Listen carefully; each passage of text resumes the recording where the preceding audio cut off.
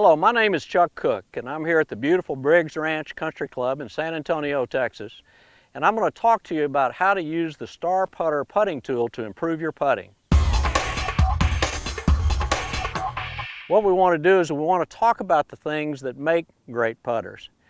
And when you understand that in putting, you're trying to control the same things that you do in any other golf shot. So you're trying to control the direction of the shot, you're trying to control the trajectory of the shot, believe it or not, also in putting, and then also control the distance of your shot. And so if you can understand what makes these things work, then these are the things that you can practice using the Star Putter putting tool to help you become a really, really good putter. So let's talk about direction first. When you're talking about direction, there are two things that influence the direction that the ball takes off. One is the direction that the putter face is looking at the moment of impact. It can either be looking at the target, to the right, or to the left. The putter face has the most influence on the direction of the putt. Probably about 85% of the direction of the putt comes from the direction of the putter face at impact. So it's real important to be able to control that. The second thing that controls the direction of your putt is the path on which your putter is moving at the moment of impact. It could be moving at the target, it could be moving to the right, or it could be moving to the left. Let's talk about the things that influence the putter face first, though. There are two things that influence the face of the putter at the moment of impact. One is your grip. What you like for your grip is you like to have a grip where your hands work together. So you can have a grip whereby your hands are either facing each other or facing skyward the same amount. They make these putters with the grip on them where the top of the grip is flat. This is so that you can put your thumbs on top of the grip. This gets your hands to face each other and makes your hands work together to control the face of the putter. The second thing that controls the putter face is the movement of your wrist. And what's happened with the advent of faster greens is the fact that you really don't want to use your wrist at all. So your wrists stay in this fixed position throughout your stroke. If your wrists don't move and you have a good square grip, then you'll be able to control the face of the putter. So when you're putting, how do you know that the putter face is square? Well, that's where the Star Putter putting tool comes into play. The first thing that you would do is that you would line up your putting tool in the direction you want to go, adjust it if you have to, push it into the ground once you've got the line established. And so when you do that and you set your putter down, you'll be able to see that the face of your putter is very square to which the line you're playing.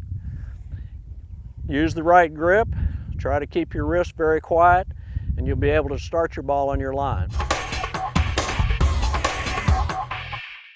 The second thing that controls the direction of the stroke is the path on which the putter is moving. It can either move toward the target at impact, to the right of the target, or to the left of the target. Now, there are two things that control the path of your putter. One is your posture. Two is the movement of your shoulders. And so what you want to have with your posture is you want your shoulders to move the putter on a path that goes back and through toward the target. In order to do that, your putter must be able to swing at right angles to your shoulders. So if I stood up like this, I put my arms against my side, my forearms parallel to the shaft, I basically formed a T between the putter and my body. So what I want to do is maintain that T as I bend like this, and if I do that, then my shoulders will rock the putter straight back and straight through, or on the correct plane, if you will.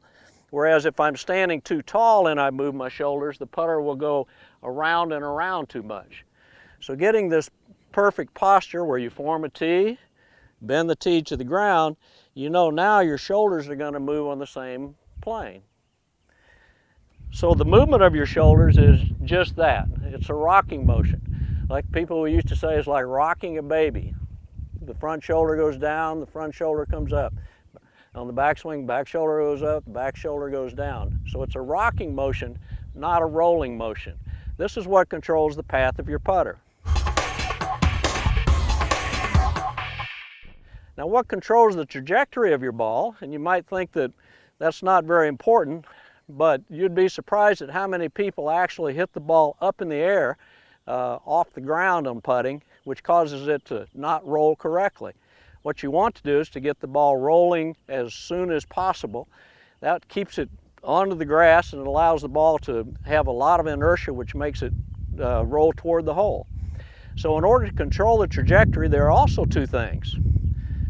One is where in the swing you hit the ball. So you can hit the ball in the downswing, you can hit the ball at the bottom of the swing, or you can hit the ball in the upswing. To get the ball to roll correctly, you'd want to hit the ball slightly on the upswing. So in order to do that, you have to position the ball slightly in front of center. So as I set up to this ball, you'll notice that I have the ball adjacent to the front side of my face, like this. The back of the ball is even with my front cheek. This will allow me, when I make my stroke, to bottom out slightly behind the ball and then be hitting the ball slightly on the rise.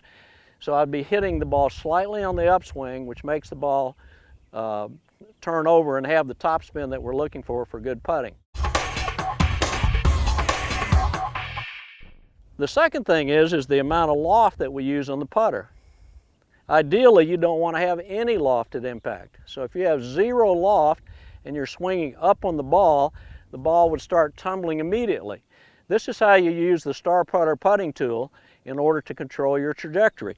There are two benefits to the Star Putter putting tool for doing that. One is when I set up and align my putter face in the direction that I want to go, I can push my hands forward until I can't see the face of my putter. Once I do that, I can see that all I can see is the bottom line of the Star Putter putting tool, and I know that I've gotten the loft off of my putter. I'm now down to zero loft. The second thing that it does is because the Star Putter putting tool is sitting slightly on top of the grass, I have to hit up on the ball slightly in order to miss the Star putting tool when I'm making my stroke. So as I set up, I get the putter line, I take the loft off. Now as I make my stroke, I'll feel as if the putter is moving up through impact, and that'll get the ball to have its perfect topspin to make the ball go into the hole. The last thing we want to control is the beat of your stroke, which controls the distance of your stroke. And so there are all different types of putters that are very successful. One of the things that you'll see is that you might see putters that have a very quick motion. You might see putters that have a very deliberate motion. But the one thing you'll see amongst the top putters is that they have an even motion on both sides. So you might have someone who has a 1-2 stroke, or somebody that has a 1-2 stroke, and that would be okay. They can control their distance. Somebody like Tom Watson, when he was a younger guy, had a very fast stroke, 1-2, but he made all of his putts. Then you might have somebody like a Ben Crenshaw or Phil Mickelson. They had very long, slow strokes, 1-2, but they were able to control their distance as well.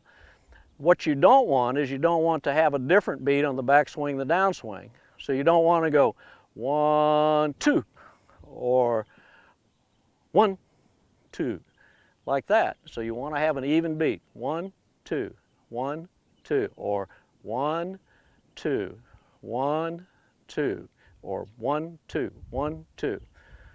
That's how you control the distance of your putt, is by controlling the beat of your stroke.